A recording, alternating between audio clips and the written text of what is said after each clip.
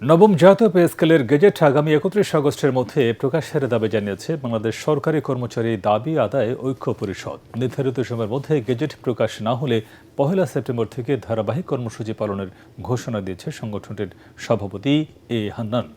জাতীয় প্রেস ক্লাবে এক সংবাদ সম্মেলনে সংগঠনের নেতারা এসব কর্মসূচির ঘোষণা করেন। প্রধানমন্ত্রী বরাবর স্মারকলিপি দেওয়া ছাড়াও ২রা অক্টোবর দেশের সরকারি কর্মচারীদের ঢাকার কেন্দ্রীয় শহীদ মিনারে সমবেত হওয়ার আহ্বান জানিয়েছে সংগঠনটি।